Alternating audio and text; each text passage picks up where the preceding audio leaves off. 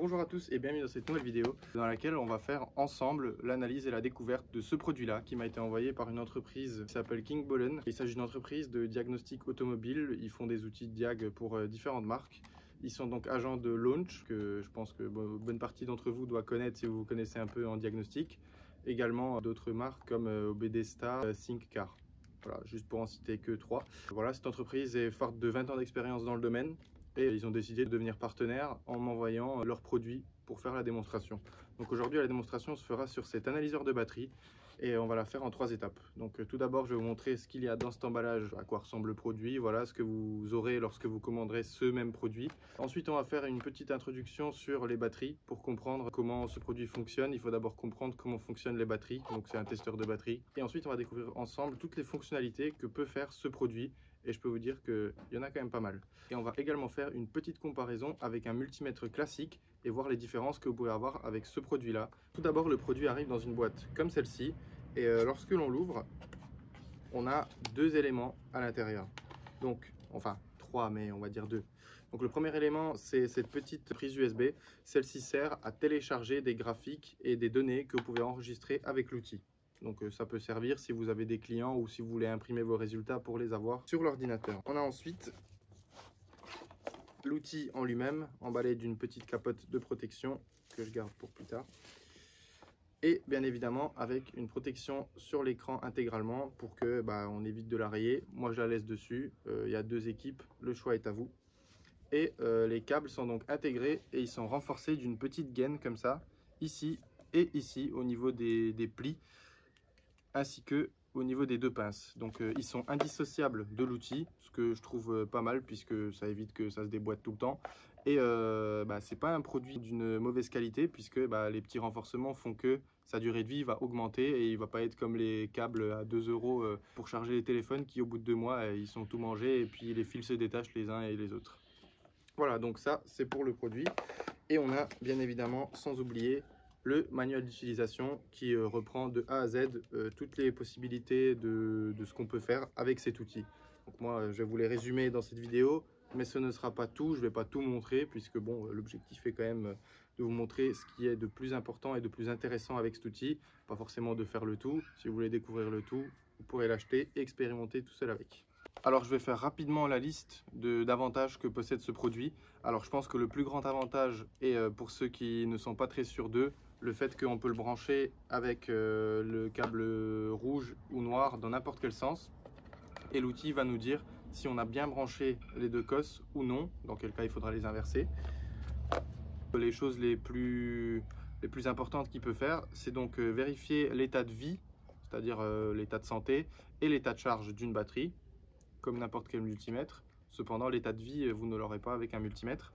Il peut également faire un test de charge, vérifier le circuit de charge, ainsi que les pics dans le circuit de charge, qu'un multimètre ne pourra pas forcément enregistrer. Il vous enregistrera une moyenne de charge, sauf qu'il n'aura pas des petits pics qui peuvent apparaître et qui peuvent éventuellement vous donner indice d'un problème dans le circuit de charge. On a également le test de démarrage qui est très important. Il permet de déterminer est-ce que la batterie arrive à débiter suffisamment d'intensité lors du démarrage par rapport aux ampères qu'elle est censée avoir. On a ensuite le test sous charge, donc on charge le moteur, on allume la clim, on allume l'allume-cigare, les sièges chauffants, la ventilation à fond, on allume tous les phares pour en fait faire charger le circuit, pour lui mettre une grosse demande d'énergie. Et donc avec ça, on pourra regarder où on est, le débit d'énergie et au niveau de la batterie et au niveau de l'alternateur, en fait dans tout le circuit. Vous pouvez le faire avec un multimètre, mais ça ne sera encore une fois pas aussi précis et vous n'aurez pas des petits pics qui peuvent éventuellement apparaître. On a ensuite un oscilloscope pour la batterie. On a également un multimètre intégré, il est plus fait pour des batteries, mais ça reste un multimètre intégré. Et bien sûr, l'outil fonctionne avec plusieurs langues. Vous pouvez donc le mettre en anglais, français, allemand et d'autres langues. Petite introduction sur les batteries. Donc comme vous pouvez le voir, sur une batterie, on retrouve plusieurs informations.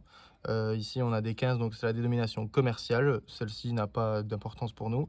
On a également le numéro de série qui peut être important s'il y a une défaillance sur une série de batteries et qu'il y a un rappel, il faut suivre ce numéro-là. Et ensuite, on a les informations qui sont vraiment les plus importantes pour nous. Donc on a tout d'abord 12 volts, ce qui nous donne la tension de la batterie. On a 63 ampères-heure, donc on a une première tension. Et on a 610 ampères EN. Donc c'est 610 ampères EN. EN, ça correspond à la norme d'essai de l'ampérage. Et 610, ça correspond donc à l'intensité débitée lors du démarrage. Enfin, qui est supposée être débitée lors du démarrage. Une autre batterie, voilà, dans le berlingot. Celle-ci, pareil, 12 volts, 540 ampères, également en norme EN et 60 ampères-heure. Ici, on a donc une batterie beaucoup plus grande. Et vous pouvez vous en rendre compte en regardant donc les valeurs. Donc ici, on a 580 ampères sous la norme DIN. Par contre, on en a 950 sous la norme EN, SAE ou GS. Donc, comme vous pouvez le voir, entre 580 et 950, il y a quand même un grand écart. Il faut donc bien choisir sa norme d'essai pour être sûr que le test batterie n'est pas faussé par ces nombres. La norme d'essai de la batterie sera toujours inscrite dessus pour que justement on puisse la vérifier. Donc maintenant que vous avez compris comment on fonctionne et comment on mesure les batteries, donc là j'ai dû redécaler le petit bout de plastique et donc on voit plus forcément les valeurs. Je vais maintenant vous montrer les fonctionnalités que l'on peut faire de cet outil. Et on va commencer par la plus simple, c'est-à-dire le mauvais branchement des deux cosses pour voir ce qui se passe. Donc j'ai branché la cosse rouge sur le moins et la cosse noire sur le plus. Donc vous avez entendu, ça a fait un mauvais petit bruit. Et donc l'analysateur de batterie démarre. Et comme vous pouvez le voir, il fonctionne tout à fait dans les deux sens. Donc quand je l'ai essayé hier, ça ne marchait pas, ça me mettait que les cosses sont dans le mauvais sens. Mais visiblement, ça marche dans les deux sens. Il doit y avoir un système à l'intérieur qui inverse le plus et le moins. Bon, maintenant ce que je vais faire, c'est que je vais quand même inverser le plus et le moins pour que ce soit les bonnes cosses. Lorsque je connecte donc la bonne cosse au bon endroit. Là, aucun bruit. Donc le testeur s'allume encore une fois. Et on a donc 6 options, enfin 6 possibilités de ce qu'on peut faire avec. Donc c'est assez facile en termes de prise en main, c'est comme un smartphone, fonctionnalité très facile. Donc vers le haut, on avance, vers le bas, on recule dans le menu. OK, c'est lorsqu'on veut accéder, et retour pour retourner. On va donc commencer par les fonctionnalités et on va partir presque du début. D'abord, on va dans les réglages, comme ça je peux vous montrer. Donc il y a les langues, autotest, avertisseur sonore. Donc celui-ci, on peut peut-être l'enlever. Et maintenant, il n'y a plus de bip. Ensuite, on a le thème pour que ce soit blanc ou noir. On a un autotest et on a des informations sur l'outil. Lorsqu'on va dans langue, on a toutes les langues, donc on a français, bien sûr, plusieurs langues, voilà, portugais, russe. Pas forcément utile pour nous, mais voilà, il y a ces possibilités-là. Et là, c'est bleu et blanc.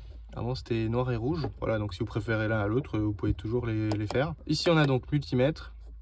On est sur une batterie 12 volts, donc comme vous pouvez le voir, on est aux alentours de 12, quelque chose. C'est censé être le système lorsqu'il est en charge. Donc là, on est au-delà du OK, c'est-à-dire on est plus que bien. Et ici, lorsque le moteur est en marche, on devrait donc trouver la petite tige dans la zone du OK avec le charging system, donc le système de charge. Le véhicule vient de s'arrêter, il a fait plusieurs dizaines de bornes, donc forcément la batterie elle est très rechargée et ça ne fait que quelques minutes qu'il s'est arrêté. On va donc voir à quel point cela est comparable. Donc ici vous pouvez voir qu'au niveau des petits traits on est à peu près à 12,5, 12,6 et donc avec un multimètre classique on est également à 12,6.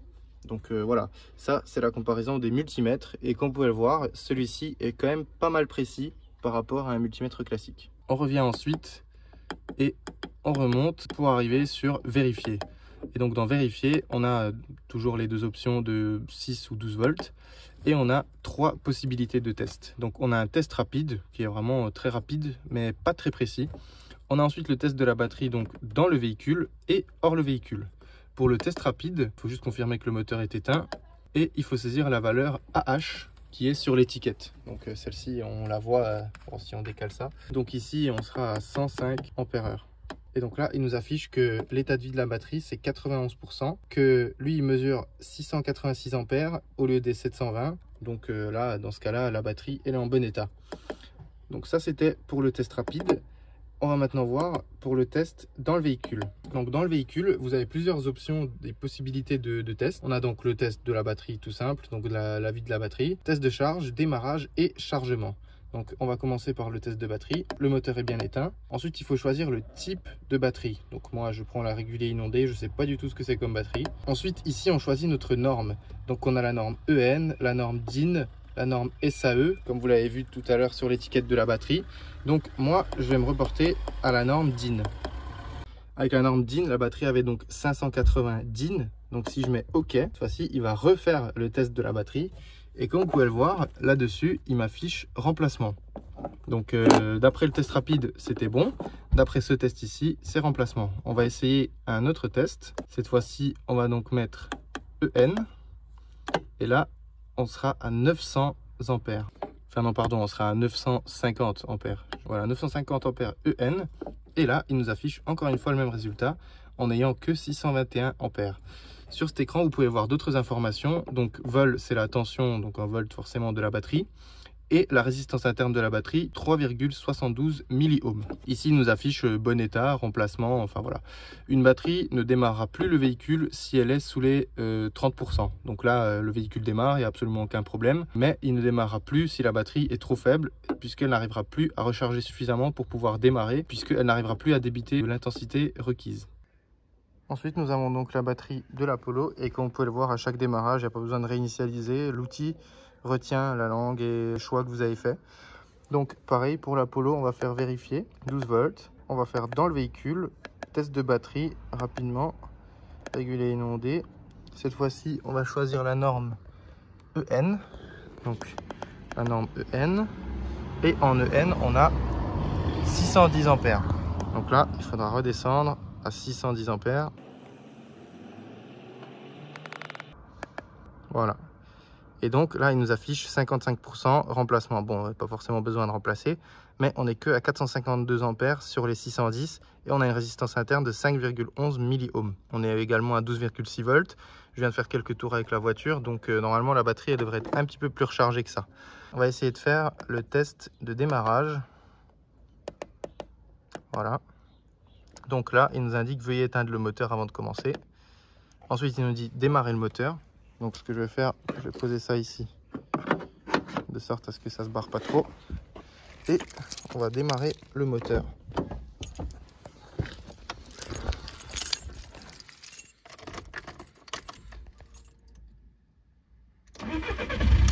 Alors au sujet de ça, je vous ferai une autre vidéo, soit la semaine prochaine, soit la semaine d'après, pour vous expliquer.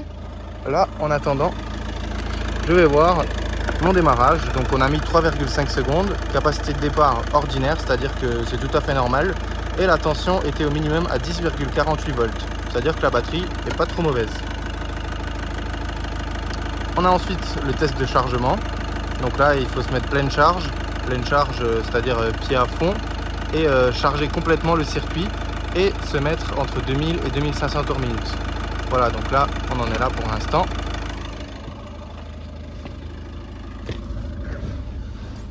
On va se mettre entre 2000 et 2500. Voilà.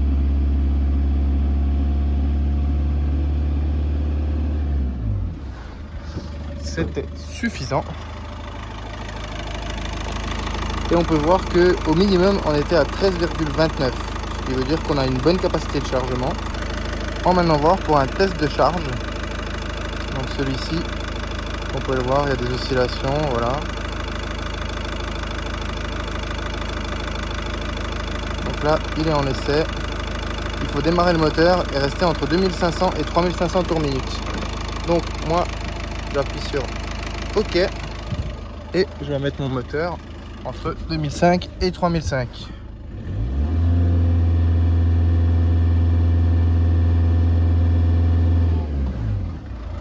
Voilà, il n'y a pas besoin de le faire pendant longtemps.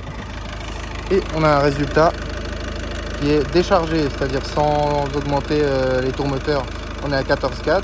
Et chargé, c'est-à-dire lorsqu'on augmente, on est à 13,9. Donc c'est des très bonnes valeurs. Résultat ordinaire, c'est-à-dire qu'il n'y a pas d'anomalie. Une autre fonctionnalité qui va être la forme d'onde. Et ici, vous pourrez voir les petits pics. Donc chaque petit pic correspond à une petite baisse de charge. On a donc la valeur actuelle avec une actualisation plusieurs fois par seconde, la valeur minimale et la valeur maximale de la charge de la batterie par l'alternateur. Et donc une fois que vous avez fait ça, vous sortez d'ici et vous allez dans la revue. Comme vous pouvez le voir, les deux se ressemblent et c'est pas pour rien, c'est parce que la revue, elle nous permet de lire les anciens enregistrements. Donc ici, on a la lecture qui va nous montrer comment évoluait le courant donc dans la batterie. sur la lecture précédente. Voilà, là j'en ai fait quelques-unes pour essayer de voir. Et non, c'est pas ça. Et on a ensuite les registres qui eux recensent dernier enregistrement. On va faire un enregistrement. Lui, il va nous donner tout ce qu'on avait fait sur la batterie, donc sur celle-ci. Donc depuis le branchement, puisque c'est à ce moment-là qu'il s'allume, il n'y a pas de pile. Donc ça fonctionne seulement avec la tension de la batterie. Et donc là, vous pouvez voir ma résistance interne, les ampères donc qui sont censés y être et celles qui y sont réellement, la charge, l'état de vie et l'état de charge. Donc l'état de vie ici 55% et l'état de charge 98%. Le résultat également, donc remplacement. Et ça, ce sont toutes les informations relatives à la batterie que vous pourrez ensuite, bon là on peut le supprimer, mais que vous pouvez ensuite télécharger bien évidemment dans votre ordinateur, si c'est pour un client ou si vous voulez les avoir sur feuille ou dans l'ordi. Et on a ensuite le multimètre, ici on peut se le montrer donc sur le circuit de charge. Et là comme vous pouvez le voir, on est dans la zone OK, c'est-à-dire que notre alternateur fait bien son travail. Voilà, je vais vous montrer encore une fois l'état de santé de notre batterie, celle de la camionnette, puisqu'elle a été déchargée plusieurs fois. Et ensuite, on fera un rapide point et une conclusion sur cet outil. Donc là, on a 540 ampères. Donc on va mettre des ampères en EN, puisque c'est en EN. Et on va mettre 540. OK. Voilà, état de santé 17%. Ce qui est tout à fait normal, vu qu'elle a été déchargée, je crois, 10 fois, voire plus. Et rechargée autant de fois, avec des démarrages que une fois tous les X temps. Donc là, elle débitera 225 ampères lors du démarrage au lieu des 540. Sauf que cette batterie-là est un petit peu plus grande que la batterie qui devrait y être, je crois. Donc normalement, si là maintenant, on veut aller voir un test de démarrage, il démarre immédiatement. On va donc voir les résultats au niveau de l'outil. Et comme vous pouvez le voir, on a un démarrage en moins d'une seconde. Mais la tension, elle a chuté sous les 10 volts. Même s'il nous met que la capacité de départ, elle est ordinaire, c'est bien parce que la batterie est plus grande que ce qu'il devrait y avoir. Donc elle a suffisamment de jus pour encore démarrer ce moteur. Je remercie donc encore une fois l'entreprise King Bollen de m'avoir sponsorisé et gracieusement offert ce produit. Je voulais en acheter un moi-même. C'est vrai que celui-ci, il tombe à pic, hein, forcément. Moi j'en ai été très satisfait. Je trouve qu'il est très polyvalent.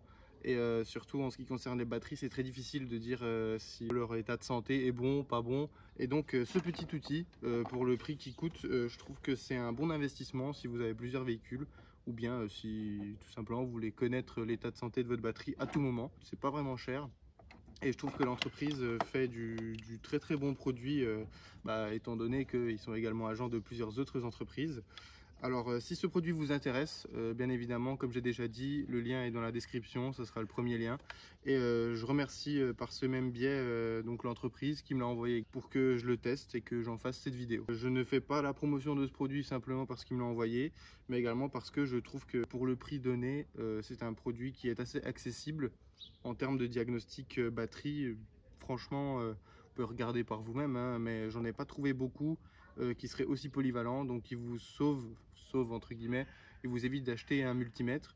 Il a plusieurs fonctionnalités et si vous êtes un professionnel, vous avez toujours la possibilité de télécharger les données sur un ordinateur et donc pouvoir les imprimer pour les rendre ensuite au client. Ça, ce sera à peu près tout sur ma conclusion sur ce produit et également sur l'entreprise que je remercie encore une fois. Je vous dis merci d'avoir regardé cette vidéo. N'hésitez pas à la liker, à vous abonner et je vous dis à la prochaine.